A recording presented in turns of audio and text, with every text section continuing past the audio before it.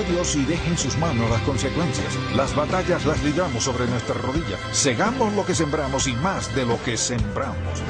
Al estar de rodillas somos más altos y más fuertes. Dios moverá cielo y tierra para mostrarnos su voluntad.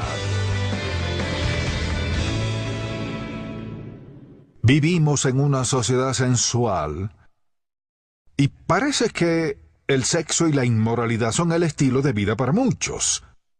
No excusa, estilo de vida.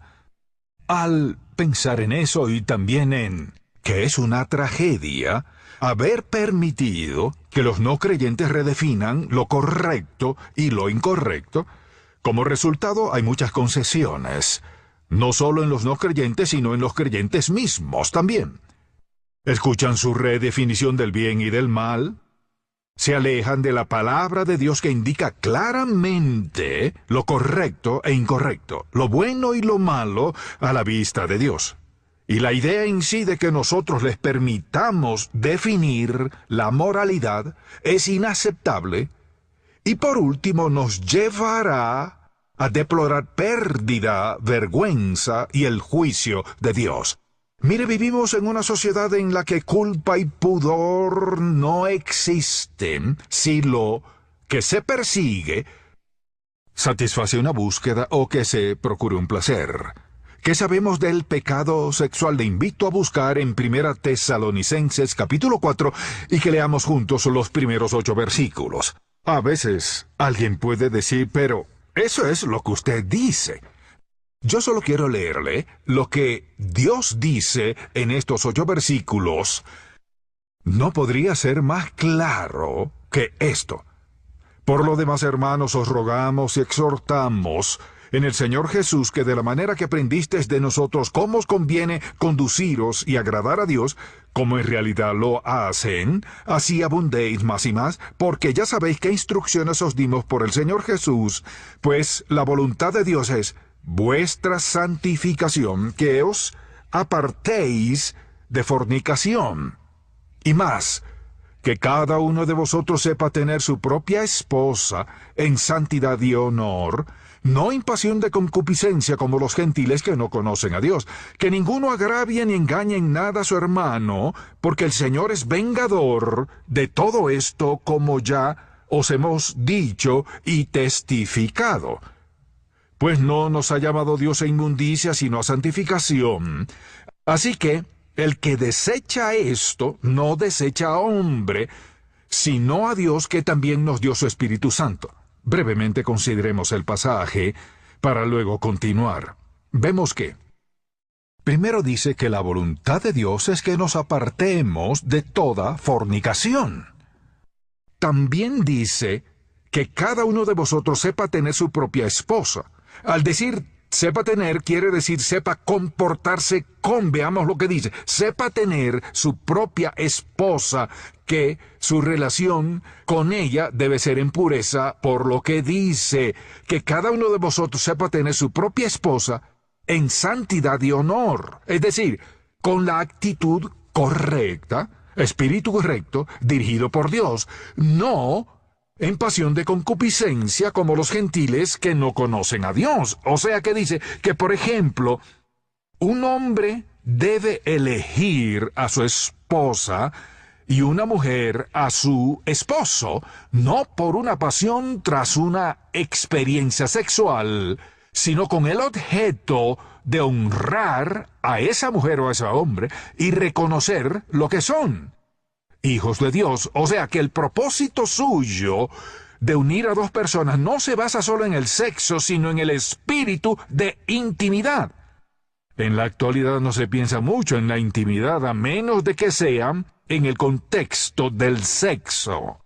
Pero veamos que la razón primordial por la que Dios nos creó a usted y a mí fue para que tuviéramos relación íntima con Él.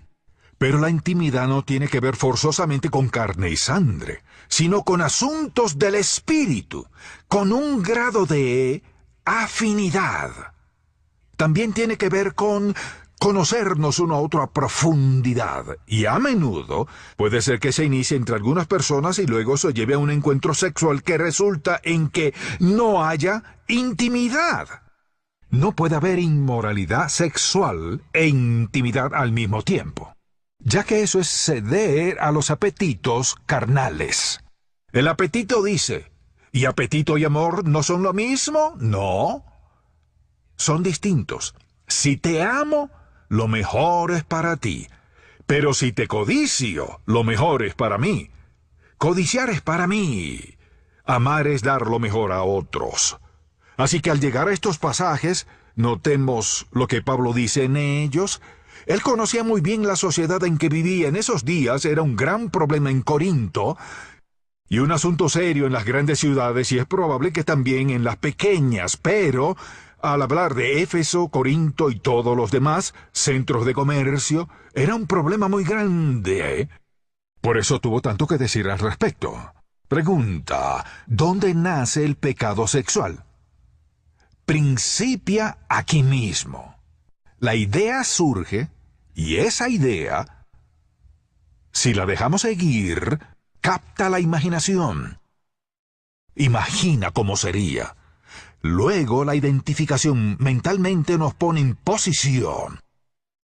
Poco después, usted elige. Por fin consciente.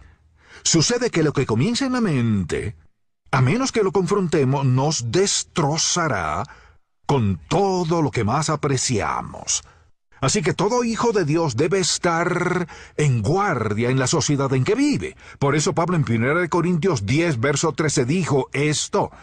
Nos ha sobrevenido. Dijo por ejemplo, toda tentación es humana. O sea, podemos decir, solo yo he tenido esa tentación, pero la tentación sexual está al alcance de cualquiera de nosotros. Y añade, pero fiel es Dios, que os capacitará para superar todo eso si confiamos en que Él lo hará. Así que en la Biblia hay muchas advertencias, y debido a eso no cabe duda que Dios quiere decirnos, esto puede arreglarse. Y si tropezamos con eso y digamos que damos rienda suelta, o como alguien diría, fue por un error, nos entregamos a una forma de sexo u otra, lo confrontamos rápidamente. Si no sucede que Satanás se mete y en breve gana un resquicio en nosotros. ¿Y eso qué significa? Un resquicio es una parte de nosotros en que varias veces resistimos a Dios y en que Satanás controla un poco. Y si continuamos, gana más y más control. Recordemos que la naturaleza del pecado sexual es esta. Al persistir en ese pecado, empeorará más y más. Es imposible continuar en el pecado sexual y que al final todo mejore. Así es por naturaleza. Recuerde, desde la perspectiva de Dios fuimos creados para tener relación de intimidad con Él y, por una parte, nos dio el enorme privilegio de ser uno con Él, lo cual es el todo en la vida del hombre, ser uno con Él. Y segundo, hoy ha sido distorsionado por la desobediencia y por satisfacer nuestros apetitos. Por eso, para Dios es importante que vivamos rectamente, ya que al entregarnos al pecado, la intimidad es imposible. Perdemos la capacidad y el privilegio de tener esa relación íntima con Él. Pues mire, hemos envilecido la oportunidad más preciada que tuvimos, así que quisiera que recordáramos esto. O lo confrontamos a tiempo, o tendremos serios problemas. No podemos permitirlo. El pueblo de Dios debe defender la verdad, vivir la verdad, declararla, pese a lo que el mundo quiera hacer. La incredulidad no altera la verdad. La palabra de Dios es la verdad, y alguien dirá, yo no creo en la Biblia, entonces está un gran lío. Por la sencilla razón de haber desechado, de haber rechazado el instructivo, sí, la guía para la vida, lanzándola lejos de usted. Pues ha dicho esto, no solo no quiero la Biblia en mi vida, no quiero al Dios de la Biblia. Es la inspirada palabra de Dios. Así que si alguien dice, yo no quiero eso en mi vida, va rumbo a la destrucción, no importa lo que piense, lo que diga, cuál sea su excusa, ni cómo la defienda. La palabra de Dios es clara en cuanto a obediencia y desobediencia. Habrá castigo. Quisiera que escriba esta declaración, así que prepárese. Ya que alguno dirá, eso de la tentación. Entonces escriba lo siguiente en cuanto al poder de la tentación. El poder de la tentación es la oferta engañosa. El poder de la tentación es la oferta engañosa de placer inmediato sin castigo. Placer inmediato sin castigo. Es la oferta engañosa de placer inmediato sin castigo. Si recordamos la declaración, que la oferta engañosa de la tentación es poder tener placer inmediato sin castigo. Es mentira del diablo. Siempre ha mentido y jamás podrá cambiarla. La incredulidad no altera los principios de Dios. No le es posible alterar la verdad. Así que, tratándose de este asunto, de su origen, de dónde proviene, brevemente veamos eso, pues quisiera que observemos sus raíces encubiertas. Es decir, ¿a qué se debe la inmoralidad sexual? Alguien dice, a la decisión de dos personas. Es más que eso. Solo una palabra. La base de toda la impureza es una palabra, y es bastante corta, muy sencilla. Esta palabra es necesidad. Necesito esto. Me necesitas. Necesitas esto. Lo básico, necesidad. Dependiendo de cuál sea la inmoralidad, se determina la necesidad básica. Mire, preguntemos, ¿por qué un adulto abusa de un niño? ¿Sabe qué necesita? Control. Quiere controlar, puede controlar al niño. Quizás no controle a nadie más, pero controla al niño.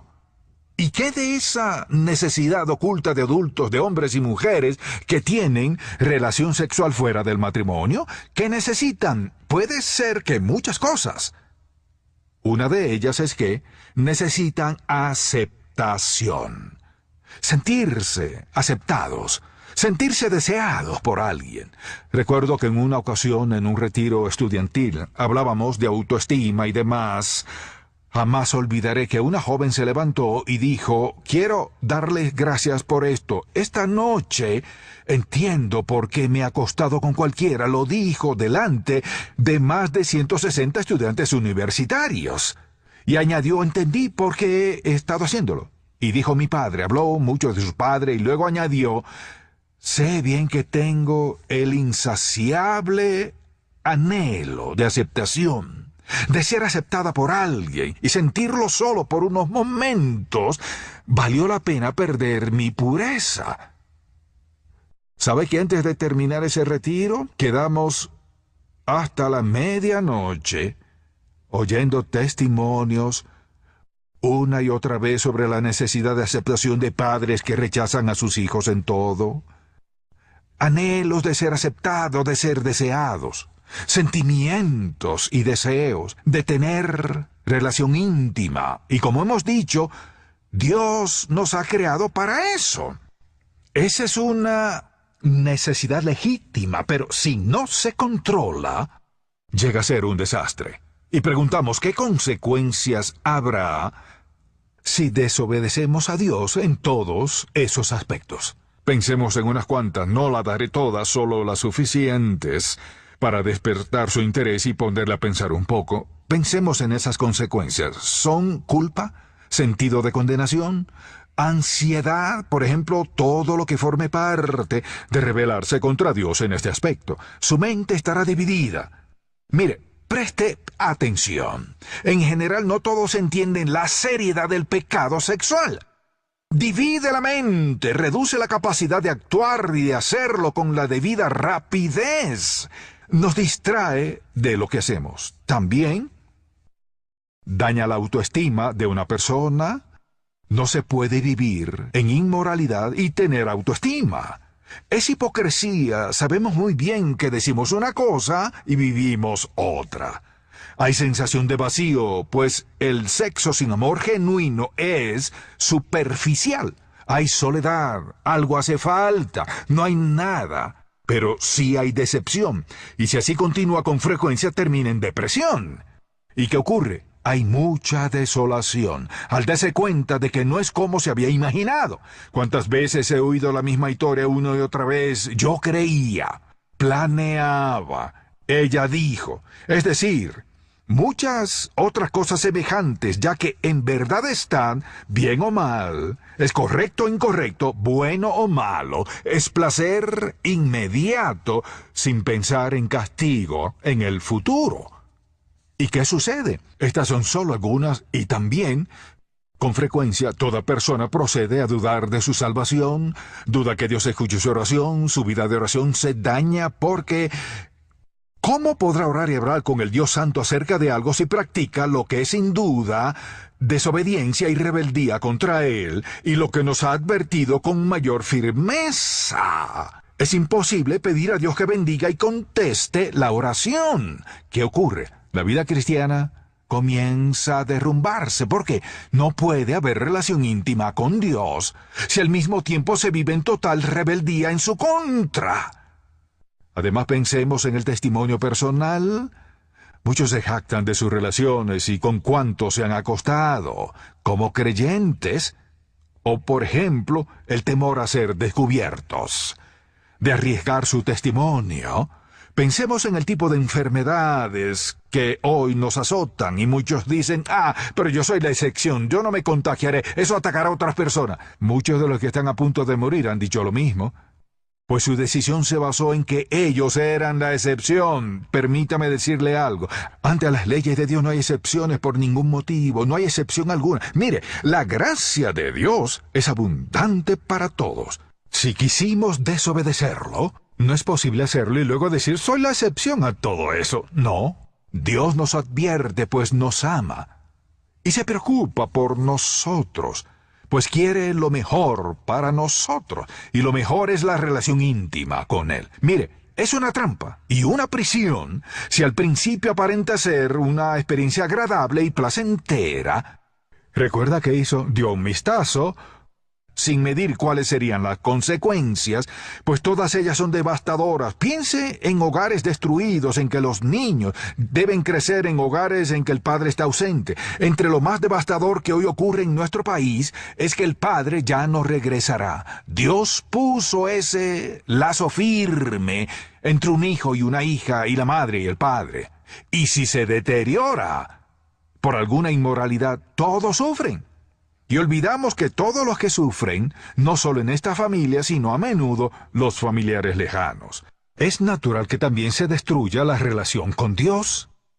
La vida de oración, puede ocurrir muchas otras cosas, pero pensemos solamente en esas consecuencias. Mire, si es así, y lo es, habrá una experiencia en la vida, un placer instantáneo, que valga la pena sufrir un castigo. ¿Qué contestamos?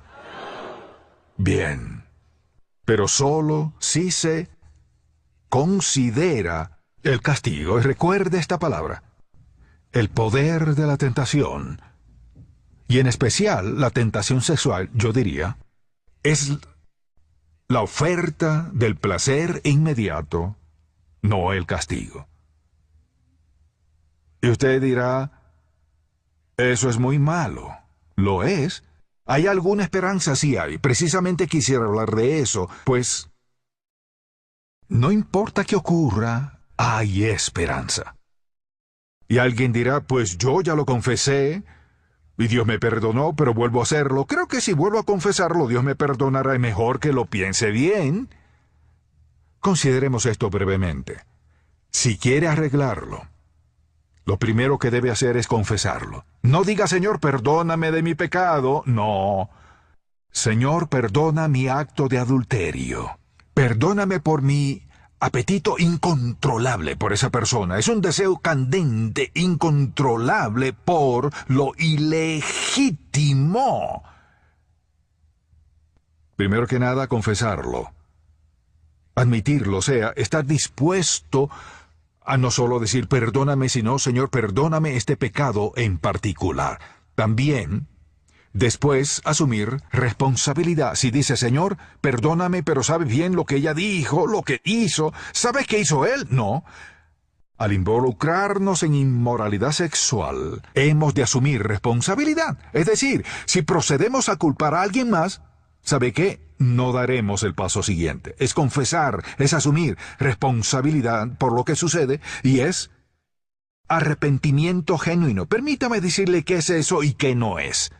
Si es genuino, dice, Dios tiene razón, mi pecado es contra Él, y no solo me arrepiento, sino que me entrego. Y preste mucha atención. Vea para acá. Al arrepentirme, ¿hago qué? Me doy vuelta y me alejo, pero eso porque no funciona. Si me alejo de eso y sigo aferrándome a eso, a decir, Señor, lo siento muchísimo y no quiero volver a hacerlo, pero en su interior sigue permitiéndose cierta posibilidad, no es arrepentimiento genuino. Por eso muchos quieren arrepentirse y no lo han hecho. Si me arrepiento, debe haber cambio de actitud y corazón. Es un cambio radical de dirección. Si he de lograr que Dios perdone mi pecado y me libere, debe haber entrega genuina ya. Entrega genuina. Y no solo eso, pedir el perdón de Dios. ¿Le perdonará? Sí. Es salvo, pero sí, eso no altera nada. Si genuinamente se apena por su pecado y está arrepentido, ¿Dios le perdona? Sí. Él es fiel y justo para perdonar nuestros pecados. No solo eso, añade, nos limpia de toda inmundicia, nos limpia de toda maldad. Y si pedimos su perdón, ¿lo hará? Sí, lo hará. Luego viene lo difícil. Debemos perdonarnos. A veces eso no llega tan rápido. Pues depende de qué hemos hecho, por cuánto tiempo lo hemos hecho, también con quiénes lo hemos hecho, de las consecuencias que hemos sufrido, la herida que hayamos causado a los demás. Debemos perdonarnos. Con frecuencia, se necesita un poco de ayuda al respecto. Quizás un consejo sabio, piadoso, pero cuidado con eso. Consejo sabio que ayude a saber cómo perdonarnos, pues no es posible decir me perdono. ¿Sabe por qué? Porque está arraigado en lo profundo de nuestro ser. No se trata solo de algo que digamos, es algo que confrontar. Recordemos que, preste atención, me escucha, dígame, hemos dañado todo el sistema emocional. Se ha dañado este delicado sistema y debemos perdonarnos, pero con frecuencia no es un proceso rápido. Y luego pienso a veces es muy difícil para muchos en hacer lo que Pablo dijo a Timoteo. Le dijo, tú huye. En otras palabras, lo que dijo fue, aléjate de eso, rompe esa relación, dala por terminada. No hace mucho tiempo una joven se acercó a mí y me dijo, quiero decirle qué es lo que me pasa. Y él me dijo, y yo le contesté, ¿quiere casarse conmigo? Dígame, ¿qué concepto tiene de tal y tal? Le hice algunas preguntas y le dije, pienso que tan pronto como pueda diga, se acabó, será mejor. Pues por lo que me dice, eso no es más que una pasión, no se trata de amor genuino, no hay nada de intimidad en esa relación y usted lo sabe. Y dijo, tiene razón. Luego lo resolvió y me lo comunicó. Mira, a veces decimos, pero ¿y él qué va a hacer? ¿Y ella qué va a hacer si yo me alejo? Harán esto, atención, es probable que encuentren otra persona y así demuestren su infidelidad o quizá les irá tan mal que busquen a Dios. De cualquier manera, será mucho mejor para usted tener que huir. Y si sucede todo eso, usted debe de hacer lo siguiente. Satúrese de la Biblia. Métase de lleno y manténgase allí. Encontrará muchos versículos que ahora no me alcanza el tiempo para mencionar, pero considero que la palabra de Dios es sencilla en muchos sentidos. Escuche lo que dice. ¿Con qué limpiará el joven o la joven su camino? Con guardar tu palabra. Si hemos de ser puros, debemos cumplir su palabra. Todos los días nos vemos rodeados por cosas que ocasionan codicia si nos descuidamos, pero si tenemos los ojos puestos en la palabra de Dios, los alejaremos de lo que no debemos ver. Pues dice que la palabra de Dios es la espada del Espíritu. Llega al corazón. Es espejo, nos muestra lo que somos y en qué pensamos. Es guía, nos dice cómo actuar en situaciones difíciles. Por ejemplo, vayamos a Proverbios. No hay tiempo para leer todo el libro, pero Proverbios, en el capítulo 4, nos dice, por ejemplo, sobre toda cosa guardada, guarda tu corazón, porque de él mana la vida. Tus ojos miren lo recto, y diríjanse tus párpados hacia lo que tienes delante. Examina la senda de tus pies, y todos tus caminos sean rectos. Y podríamos seguir por toda la Biblia. Así nos exhorta Dios, y también nos consuela y nos asegura que su camino es el mejor. No importa lo que haya sido su pasado, escuche bien.